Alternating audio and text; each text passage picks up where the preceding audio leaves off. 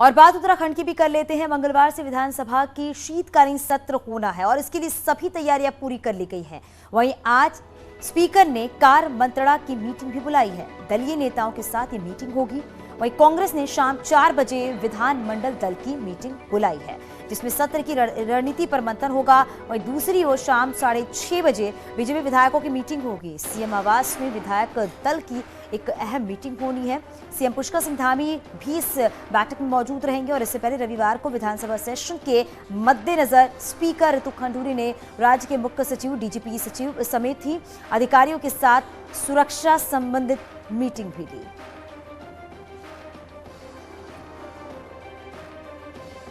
तो स्पीकर ने कार्य मंत्रणा की एक अहम मीटिंग बुलाई है। हालांकि इस मीटिंग के दौरान ही जो बीजेपी के सभी नेता हैं वो सभी मौजूद रहेंगे। सीएम पुष्कर सिंह धामी भी रहेंगे इस मीटिंग के दौरान। हमारे सहयोगी सुनील नौ प्रभात हमारे साथ जुड़ गए हैं। सुनील, इस बैठक को लेकर क्या जानकारी मिल रही है, आप जरा विस्तार से बताइए।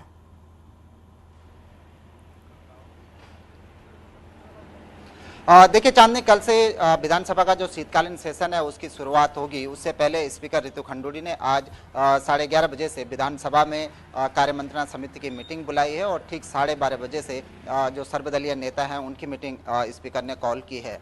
कार्यमंत्रणा समिति की जो मीटिंग होगी उसमें कामकाज तय किया जाएगा कि कल से जो सेशन शुरू होगा 5 दिसंबर तक जो सेशन चलेगा उसमें क्या क्या बिजनेस आएगा, इसकी रूपरेखा कार्यमंत्रणा समिति की मीटिंग में तय हो जाएगी।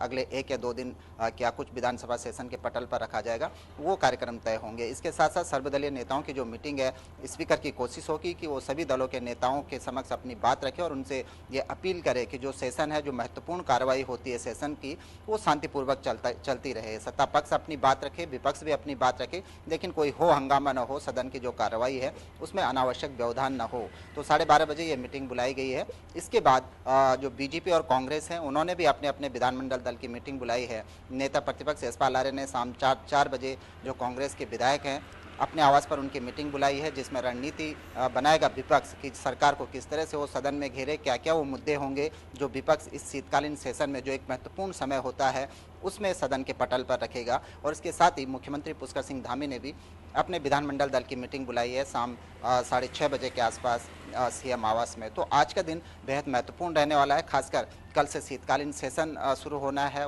किस तरह से सेशन शुरू होगा उसकी एक झलक आज आपको इन अलग अलग जो मीटिंग होने वाली है, खासकर सत्ता पक्ष और विपक्ष के विधायकों की, उसमें साफ तौर पर देखी जा सकेगी। जी बिल्कुल, क्योंकि ये बैठक भी काफ़ी अहम मानी जा रही है। हालांकि ये भी है कि आपने जैसा बताया है कि ये काम को डिवाइड किया जाएगा कि किसे कौन सा काम देना है यहाँ पर, लेकिन ये है कि दलीय नेता जो हैं वो भी इस बैठक में मौजूद रहेंगे क्या?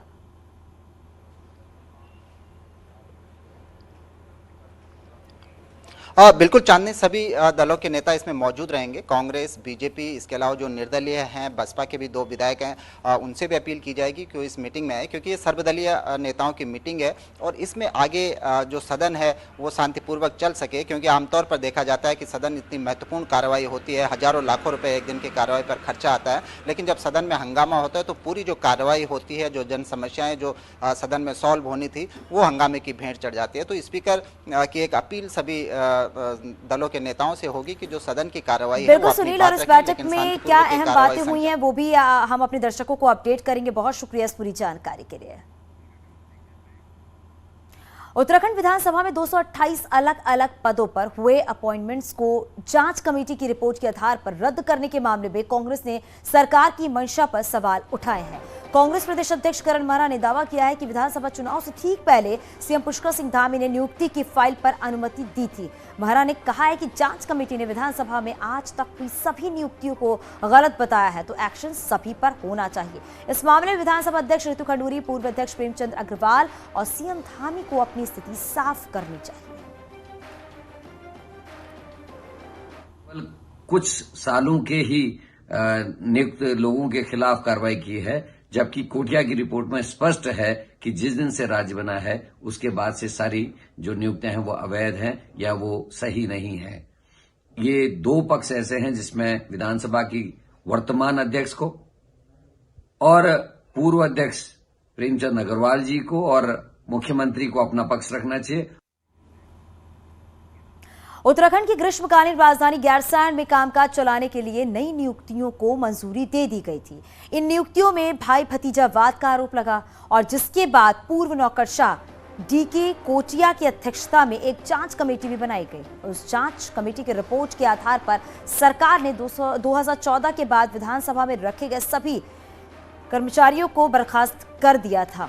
कर्मचारियों ने फैसले को हाईकोर्ट में चुनौती दी, जिसके खिलाफ सरकार डबल बेंच में गई है और जहां कोर्ट ने सरकार के फैसले पर मुहर लगाई है। इस बीच कांग्रेस के आरोप के जवाब में सत्तारूढ़ बीजेपी ने पलटवार किया है। बीजेपी का कहना है कि सरकार ने तो खुद जांच करवाई और एक्शन भी लिया। आरोप लगाने से पहले कांग्रेस को पहले अपने गिरबान में झांक लेना चाहिए। एनडी तिवारी सरकार में 5 बार, एक कार्यकाल में 5 बार बिजली का प्रयोग किया गया है। इसी प्रकार से हरीश रावत जी के सरकार में भी 2016 में बिजली का प्रयोग किया गया है। तो केवल मुख्यमंत्री सिर्फ विधानसभा में जो भर्तियां होनी है उसकी भर्तियों की स्वीकृति देने के लिए जो है स्वीकृति दी गई है, न कि भर्ती प्रक्रिया कैसी होगी इसका प्रयोग सरकार के मुख्यमंत्री द्वारा नहीं किया गया। वो विधानसभा अध्यक्ष ही, और विधानसभा एक संवैधानिक संस्था है, वो भर्ती प्रक्रिया वो किस तरह से उसका प्रयोग करती है, किस तरह से भर्ती करती है, ये स्वतंत्र और संवैधानिक संस्था होने का उन स्वतंत्र उसके लिए है। और जिस प्रकार जो मामला न्यायालय में चल रहा है, हम ये कहते हैं जो न्यायालय जो फैसला करे उसका हम स्वागत करते हैं।